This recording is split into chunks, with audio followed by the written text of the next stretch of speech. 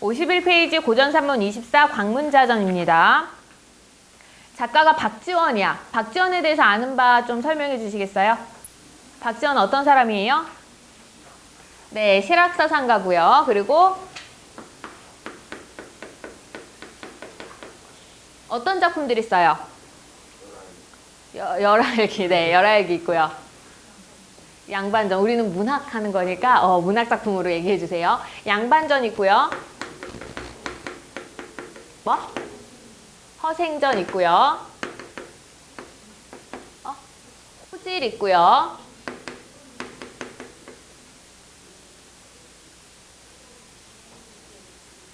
예덕선생전 있고요. 여기는 광문자전. 박지원의 작품은 두 갈래로 나눠서 볼 수 있어요. 하나가 위에 쪽 양반전, 허생전, 호질 이 세트들, 그리고 또 하나가 예덕선생전, 광문자전 이런 세트고요. 위쪽에 이것도 들어갈 수 있어요. 연려함양 박시전.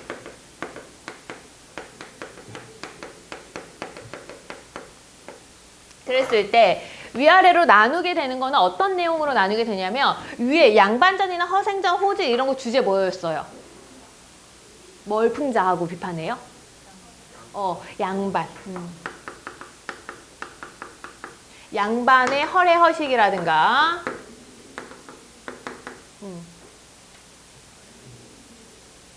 부정부패라든가 백성들에 대한 가혹한 수탈이라든가 등등등등을 비판합니다. 어떤 방법으로? 풍자의 방법으로 비판을 하고 있어요. 그러니까 양반에 대한 비판과 풍자를 주로 나타내고 있는 작품들이 한 세트가 있고요. 밑에 있는 거는 주제 뭐예요?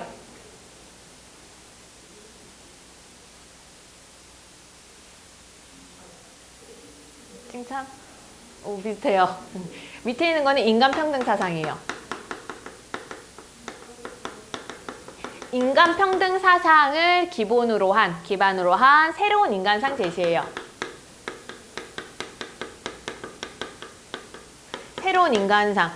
옛날에는 군자만이 훌륭한 인간이라고 했거든요. 그래서 모든 학문을 하는 양반들이 추구하는 최고의 인간상이 군자였어. 근데 그 군자가 최고가 아니다. 그거 말고 군자는 누구만 될 수 있어? 무슨 양반만 될 수 있잖아요. 유학자만 군자가 될 수 있어요. 그게 아니라 어떤 신분의 사람이든지 존경받을 만한 훌륭한 사람이 될 수가 있다라고 하면서 존경받을 만한 새로운 인간상을 제시하고 그 새로운 인간상 제시에는 기본적으로 모든 인간이 다 존중받을 수 있다라는 인간평등 사상을 기반으로 합니다. 그래서 이 두 가지 주제로 나뉘게 되고요. 근데 여기서 자꾸 함정에 빠지는 건 인간평등 사상 때문에 애들이 착각을 하는 게 뭐 때문이야? 그러면은 얘는 모든 인간이 동일하다고 똑같다고 생각하느냐? 그건 아니에요.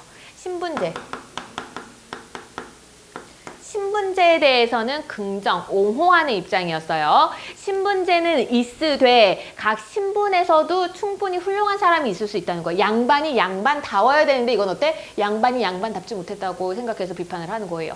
평민은 평민다워야 되고 상인은 상인다워야 되고 그렇게 해서 각자의 본분에 충실하면서 정직하고 바르게 사는 삶을 긍정을 합니다. 그래서 인간평등 사상이라고 해서 신분제 철폐에 대해서 주장을 한다라고 하면 이거는 틀려요. 내신에서나 주로 나오는 문제 패턴이고요.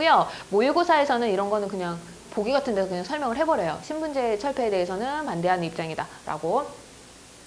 그렇게 봤을 때 박지원이 쓴 작품들은 한글로 쓰여졌어요? 한문으로 쓰여졌어요? 한문으로 쓰여졌죠. 그 이유가 얘랑 연관이 있어요. 왜? 독자층을 누구로 설정했다는 거야? 양반으로 설정했다는 거예요. 한문으로 썼다는 건 독자층을 양반으로 설정했다는 거고 평민들은 읽지 못해요. 만약에 그 평민들이 특히 위에 있는 작품들을 읽으면 어떻게 될까?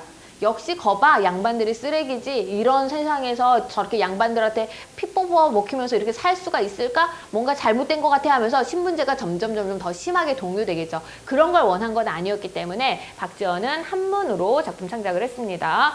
박지원의 한문 소설 보통 이렇게 얘기를 하고요. 아예 고전소설에서는 다른 갈래로 분류를 해요. 애정소설, 영웅소설, 이런 식으로 가정소설, 박지원의 한문소설, 판소리개 소설 이런 식으로 나뉘게 되거든요. 박지원의 한문소설도 출제 가능성이 높기는 한데 너네가 이거는 이론상으로도 많이 공부를 했던 부분이라서 크게 어려움을 느끼지는 않을 겁니다.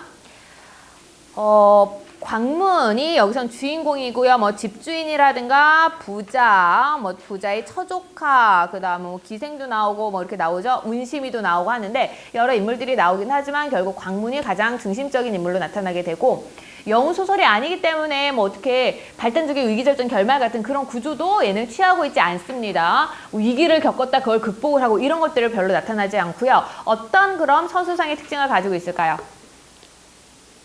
광문자전의 서술상의 특징. 어떤 서술상의 특징을 가지고 있어요? 다른 고전 소설에서는 안 가지고 있는 특징이에요. 다른 고전 소설에서는 볼 수 없는 특징이기 때문에 출제 가능성이 높겠죠. 어떤 서술상의 특징이 있어요?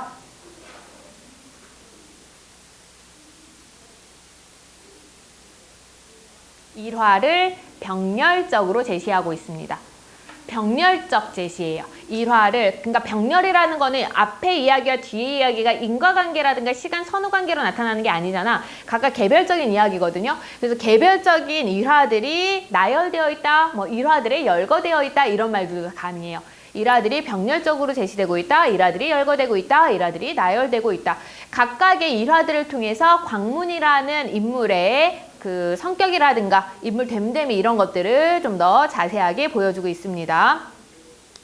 그거 말고는 나는 뭐 별로 광문자전과 관련해서는 설명할 건 없을 것 같아요. 바로 문제 보도록 하겠습니다.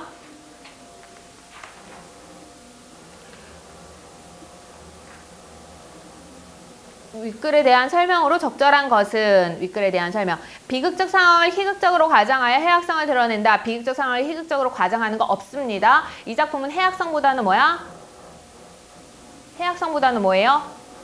박지원의 소설은 해악보다는 풍자예요. 해악과 풍자가 뭐가 어떤 차이점이 있는지 알죠? 해악은 그냥 우습게 넘기고자 하는 거야. 웃기게 넘겨버리고자 하는 거고요. 풍자는 뭐야? 비판의 의도가 있으면 그럼 풍자라고 하잖아요. 한 인물에 대한 여러 가지 일화를 제시하여 주제를 강조하고 있다. 2번이 가장 적절하겠네요. 전기적 사건, 비현실적 사건 나타나 있지 않습니다. 서술자의 주관적 판단 없이 인물의 대화 행동이 객관적으로 전달되고 있다. 서술자의 주관적 판단이 없어요?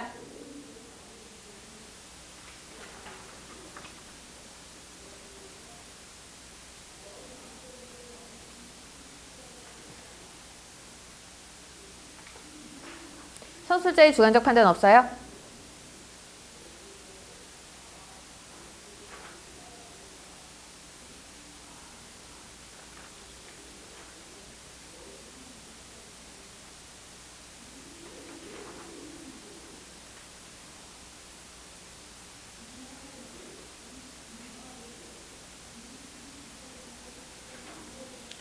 (4번) 왜 틀려요?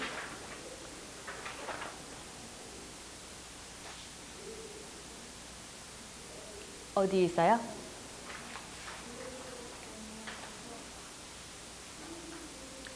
광문은 외모가 극히 추악하고 말솜씨도 남을 감동시킬 만하지 못하며 입은 커서 뭐 두 주먹이 들락날락하고 뭐뭐를 잘했다. 이런 부분들도 있고요. 그러니까 여기서 말하는 서술자의 주관적 판단 없이 인물의 대화 행동이 객관적으로 전달되고 있다라고 얘기를 했을 때 서술자의 주관적 판단은 그럼 편집자적 논평 얘기하는 거예요?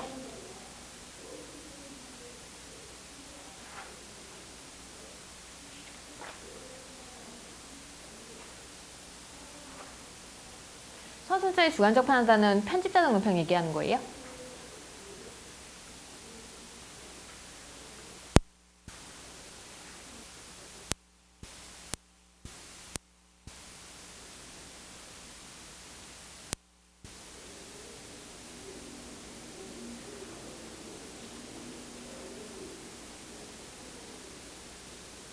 우선 너네 2번이 너무나도 맞기 때문에 답 선택해서 문제는 풀었을지 모르겠는데 지금 4번 선지에서 한번 걸렸어야 맞는 거긴 하거든요. 왜냐하면 너네가 답 찾는 게 중심이 아니라 각 선지 분석하는 게 기준이 되어야 하니까 문제풀이 과정에서는. 서술자의 주관적 판단, 이거 편집자적 논평 얘기하는 거예요?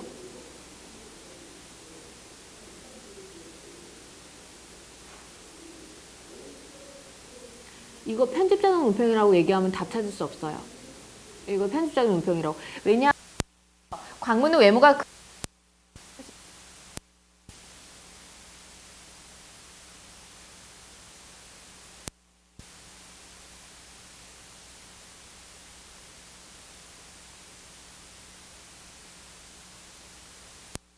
주관적 판단. 이제 나만의 생각을 얘기를 해야 되는 거지.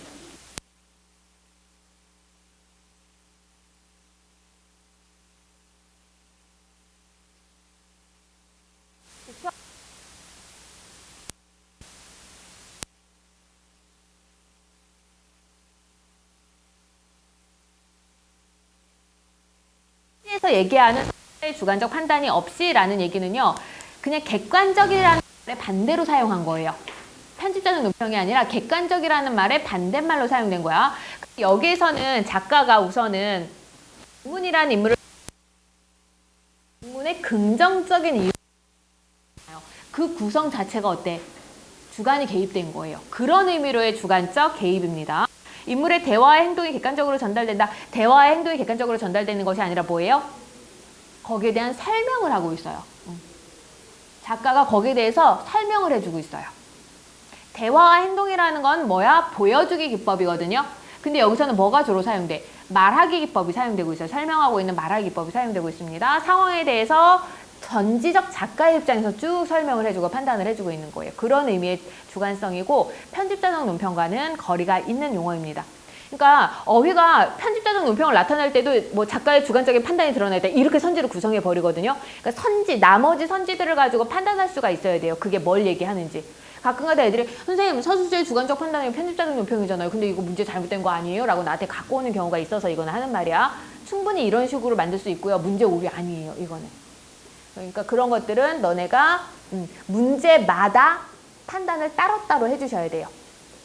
2번, 다양한 계절 변화 없습니다. 2번, 윗글의 내용에 대한 이해로 적절하지 않은 것은 집주인은 광문의 행동이 이상하다고 생각하여 그를 미행하였다. 미행했나 진짜?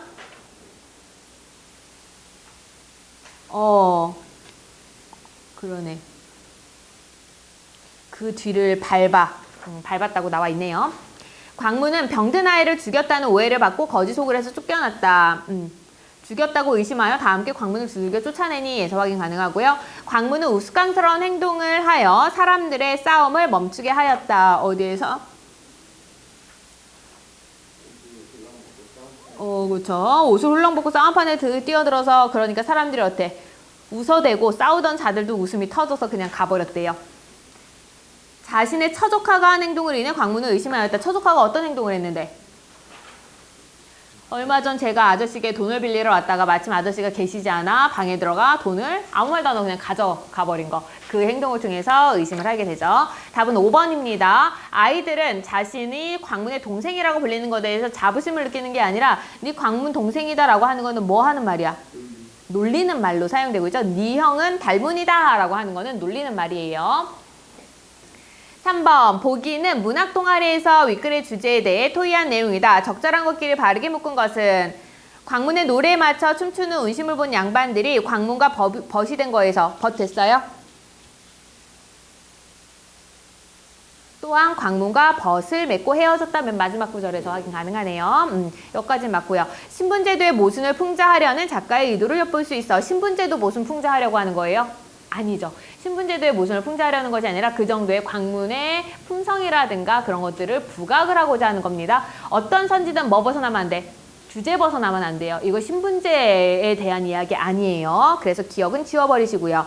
거지의 모습이지만 어진인 품을 가진 광문을 주인공으로 내세운 것에서 겉모습보다는 내면의 아름다움이 중요하다고 말하려는 작가의 의도를 엿볼 수 있어 가능하겠습니다. 돈놀이를 하는 자들이 광문의 보증이며 값비싼 담보 없이 돈을 빌려주는 것에서 삶에서 신의가 중요한 덕목임을 드러내고자 하는 작가의 생각을 엿볼 수 있어 가능하겠고요. 부자가 광문에 대해 한 말이 두어 달 지나는 사이에 사대부까지 알게 되는 것에서 남의 말을 할 때는 조심해야 한다는 것을 말 조심하자는 게 아니죠. 그 정도로 이거는 뭐예요? 광문이 사람들에게 인기가 있고 뭐 그러하다라는 얘기를 하는 거죠. 얘 또한 뭐야? 리을도. 주제 벗어났습니다. 그래서 답은 3번이겠네요.